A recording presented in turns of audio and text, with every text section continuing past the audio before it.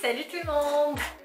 Est-ce qu'un jour tu t'es retrouvé à l'église et que tout le monde commençait à chanter et toi tu faisais tu commençais à chanter un tout petit peu, et puis d'un coup, boum! Il y a l'atmosphère qui change, tu sens que le Saint-Esprit est là, tu sens que l'ambiance a changé, elle devient puissante, tu commences à chialer alors que tu es en train de chanter, de louer Dieu, tu commences à chialer, tu as envie de te mettre à genoux et tu vois les autres danser, tu as envie de chialer. Dans cette vidéo, je vais t'expliquer la puissance de la danse et la puissance du chant dans nos prières. A tout de suite, reste jusqu'au bout.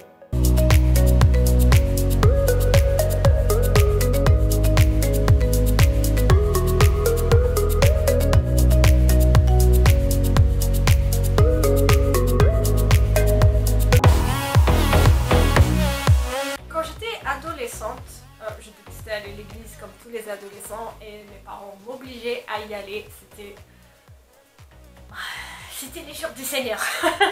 On va poser ça. Et donc les seules fois où j'entendais des cantiques, c'était vraiment à l'église et pendant les séminaires d'été. Il y avait ma copine, du coup j'y allais. S'il n'y avait pas eu ma copine, j'y serais pas allée, mais bon. Du coup vraiment c'était les seuls moments où j'entendais des louanges à l'Éternel. J'écoutais tout le temps de la musique du monde, j'aimais les boys bands, tout ce qui était musique vraiment du monde, et j'étais tout le temps avec le casque sur les oreilles en train d'écouter différentes musiques pas très chrétiennes, voire pas du tout, qui parlaient beaucoup de femmes, de drogue parfois, d'ethnie, c'est juste... bref, maintenant quand je pense à cette époque-là, je me dis... Ouais, j'étais sous la grâce, je le sais encore. Bref, et ce qui était vraiment incroyable, c'est que pendant mes moments de pause, pendant que je sais pas, je faisais la vaisselle, ou je faisais n'importe quoi pendant que j'étais pensive, il y avait des louanges qui sortaient de ma bouche. C'était très bizarre, vraiment très bizarre. Alors que j'écoutais constamment H24 la musique du monde tout le temps, mais vraiment tout le temps. Vous voyez, les adolescents, ils sont tout le temps avec leur casque, ils sont tout le temps avec leur musique. C'est à peine s'ils travaillent à l'école. Bref, je ne vous parle pas de choses vraiment nouvelles, mais c'était incroyable que des louanges sortent de ma bouche, que des cantiques sortent de ma bouche, alors que j'avais tout le temps la musique du monde sur les oreilles. Tout ça pourquoi ? Parce que quand j'allais à l'église et que j'entendais ces cantiques-là, c'était comme une graine semée dans ma vie. Et Dieu a fait évoluer tout ça au fil des années. C'est pour ça que c'est très très important que vous emmeniez vos ados, vos enfants à l'église. Même s'ils ronchonnent, un jour, ils vous remercieront. Je n'ai pas encore remercié ma mère. Faudrait que je le fasse. Je vais appeler ma mère juste après. La Bible dit que nous devons lever le bouclier de la foi. Et je vais vous donner deux exemples bibliques dans la Bible, donc deux acteurs de la Bible, pas trois, deux, qui ont levé le bouclier de la foi par la louange qui sortait de leur bouche. Je vais commencer par le Nouveau Testament. Peut-être que ça parlera plus à certaines personnes qui ont plus lu le Nouveau Testament que l'Ancien. C'est par rapport à Paul et à son ami qui étaient en prison. Ils ont été fouettés parce qu'ils étaient chrétiens, parce qu'ils prêchaient la bonne parole, et ils sont allés en prison, les ont emmenés en prison. Pendant qu'ils étaient en prison, ce que je trouve incroyable, c'est qu'ils se sont pas lamentés. Oh Seigneur, c'est à cause de toi qu'on se retrouve en prison, là, non, j'aurais pas dû te suivre. Peut-être que parfois on le dit pas de vive voix, parfois quand il nous arrive des choses négatives dans la vie, on le dit pas de vive voix, mais parfois on le pense. Ah, vraiment, si j'avais pas été chrétienne, j'aurais pas eu tous ces problèmes. Ah Seigneur, c'est vrai que si je ne te suivais pas, etc., etc. Et Paul, non, Paul et son ami, pas du tout. Ils étaient en prison. Et il y avait tout plein de prisonniers dans cette prison-là. C'était pas les seuls.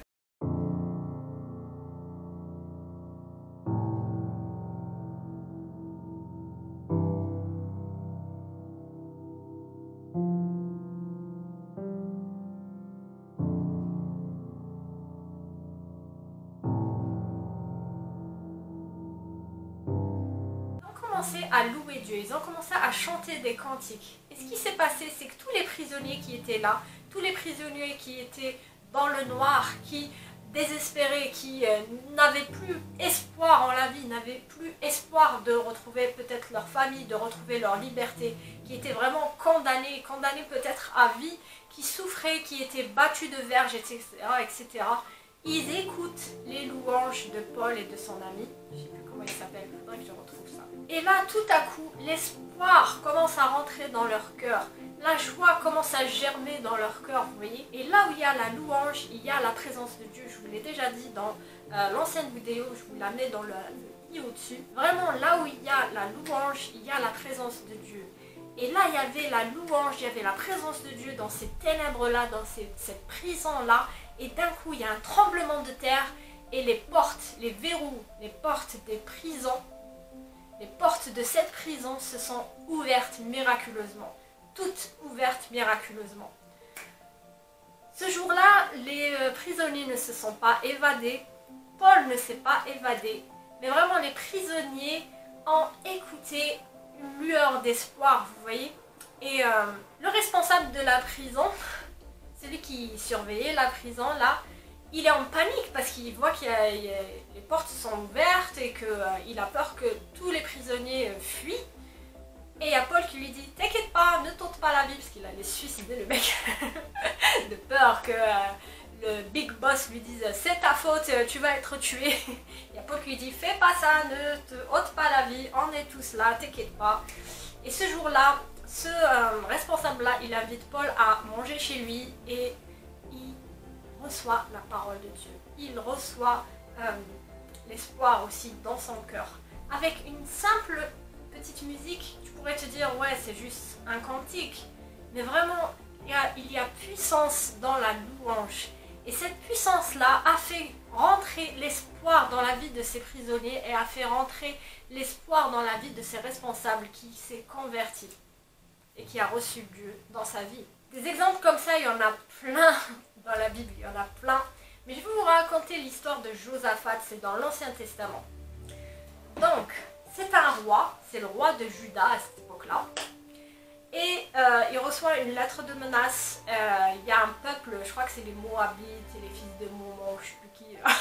Il veut lui faire la guerre là. Et lui, il est faible comparé à eux. Et il panique, il va directement en prière vers Dieu. Il dit « Seigneur, c'est la M-E-R-D-E. » Je vais changer.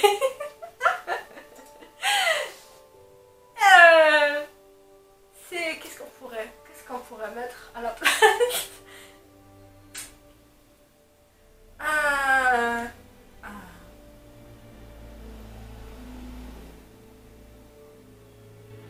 Ouais, on va être un peu plus gentil.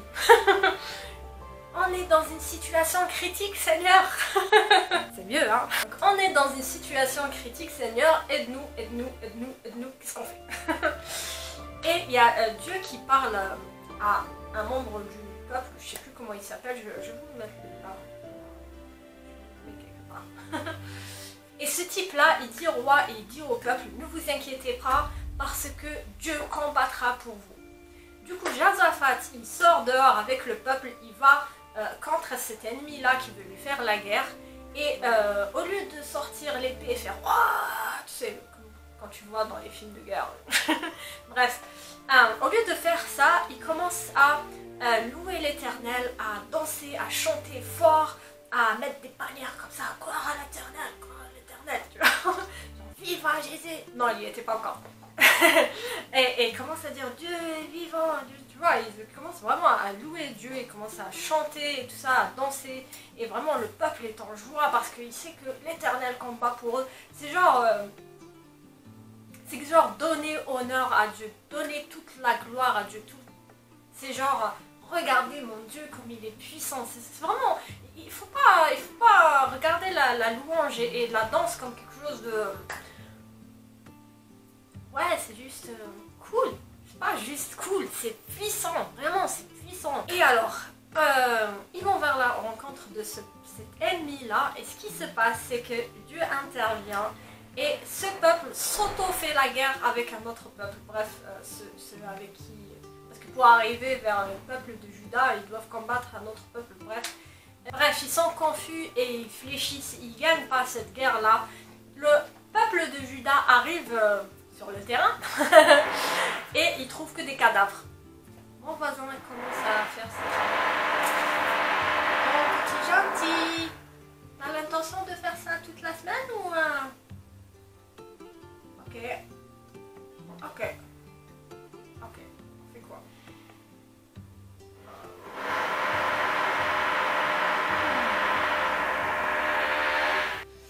Donc je te disais que le peuple de Juda arrive sur le terrain et il trouve que des cadavres. Qu'est-ce qui s'est passé? On les a même pas touchés. C'est comme dans le film d'Astérix et Obélix. Ils arrivent, mais on les a à peine touchés. Ils font comme ça, genre... ils gagnent la guerre, tu vois. Non, là, ils ont même pas fait ce geste-là. Ils sont arrivés et tout le monde était à terre. Genre... Waouh, gloire à Dieu. Et ça grâce à quoi? Grâce à la louange qu'ils ont donnée à l'Éternel. Donc quand vous êtes dans vos problèmes, lorsqu'il y a des situations où boum boum, vous stressez comme pas permis, donnez la gloire à Dieu. Dites-lui, Seigneur, tu es tout, tu es puissant, tu es bon. Je vous ai dit, moi je sais pas dire ça, je préfère chanter. Il y a des gens qui sont... il y a des gens qui sont doués pour ça et qui ont un ministère pour tout ce qui est louange et tout, et moi je copie. Je chante en fait. Je chante très très mal, mais je fais cet effort là. Et je suis tellement contente que le Seigneur m'ait mis sur ma route des personnes qui adorent l'Éternel, vraiment, qui chantent, qui font ça tous les jours, tous les matins. Et je suis contente qu'il les ait mis sur ma route parce que ça m'apprend moi à comment faire, parce que je vous dis que j'étais vraiment pas douée. Avant 2017, vraiment c'était vraiment Dieu le distributeur, donne-moi. J'avais pas une relation avec Dieu, je lui donnais pas toute la gloire qu'il mérite, vraiment pas. Voilà, vraiment pas. Et j'ai même lu une fois dans un livre, je sais plus lequel, peut-être que je vous le présenterai l'année prochaine en 2020, mes livres de l'année 2020. J'en ai un paquet là et je voudrais bien vous les présenter. Donc j'ai lu dans ce livre là que y avait une maman qui avait un enfant malade et il y avait des personnes chrétiennes dans sa maison et le premier a commencé à prier pour cet enfant pour qu'il se calme, pour qu'il guérisse parce qu'il pleurait vraiment, il pleurait de douleur.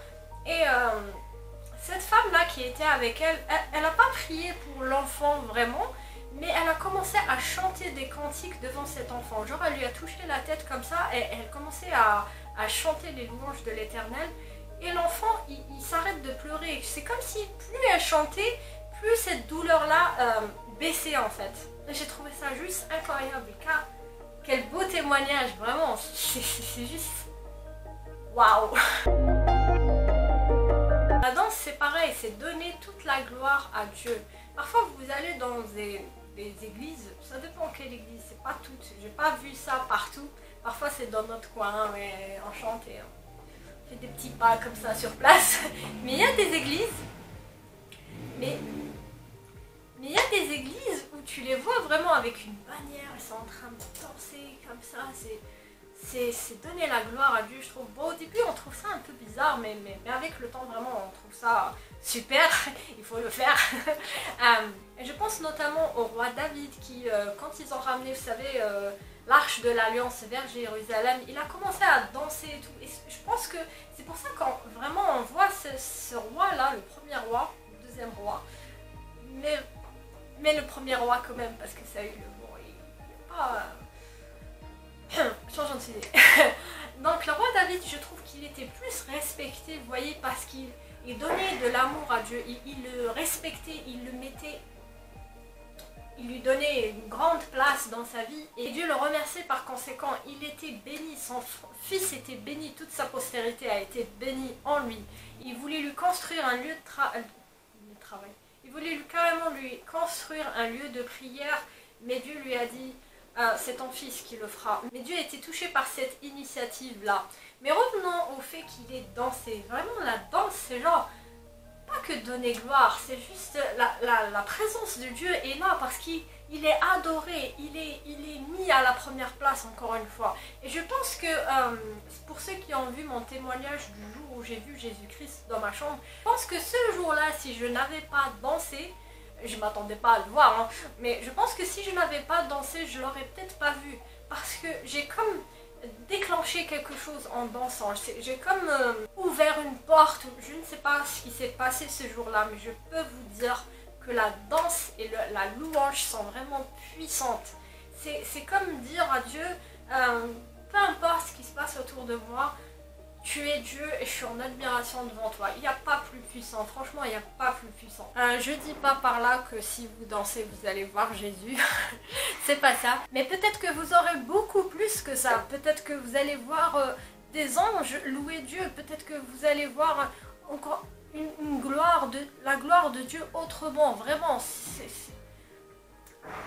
Je sais pas si je me fais bien comprendre, je sais que parfois je manque vraiment de vocabulaire, mais je sais une chose, c'est que c'est puissant. J'espère que cette vidéo vous aura plu, si c'est le cas n'oubliez pas de partager et n'oubliez pas de vous abonner et d'actionner la cloche pour être averti des prochaines vidéos. Moi je vais dans l'Aveyron dans pas longtemps, du coup je suis en train de préparer des vidéos à l'avance. Autant le tournage ça va, ça se passe bien, mais le montage je sais que ça va prendre du temps. Donc je vous demande de prier pour moi si vous voulez bien, s'il vous plaît, pour que ça se passe bien, pour que je boucle ces vidéos là avant de partir, pour que je n'ai pas à stresser en rentrant à la maison. En plus je sais que, parce que il y a de la route, hein, c'est très très loin de chez moi l'Aveyron vraiment. Je vous ferai peut-être des mini vidéos sur Instagram de l'Aveyron. Je sais que j'aime bien cet endroit là, j'aime bien marcher là-bas, c'est calme, il y a la nature, vraiment j'adore ce coin là. Faut pas dire j'adore, faut dire j'aime beaucoup ce coin là. Donc suivez-moi sur Instagram si ça vous intéresse, je vous mets le nom de Instagram là-bas, là-haut. Je ne l'ai pas appelé Merveilleux Jésus parce que il n'y a pas que des trucs chrétiens dessus, bon, dans le sens où il n'y a pas que des versets, tout ça. Je parle un peu de moi, je mets des petites photos personnelles, je mets les versets que je lis un peu tous les jours, que j'aime bien, tout ça. Donc ouais, j'ai plutôt mis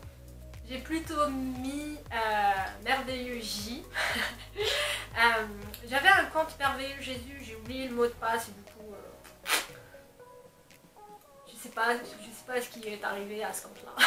Bref, si vous tapez Merveilleux J et que vous voyez la petite photo rose avec Merveilleux Jésus, c'est celui-là, c'est mon compte, il faut cliquer dessus. Voilà. Voilà, si vous avez un compte Instagram, il faut en avoir un, on est en 2020 quand même. Bon. Je me mets pas. Allez, à la prochaine vidéo. Bisous. Et n'oublie pas, tu es béni. Souris. Ciao.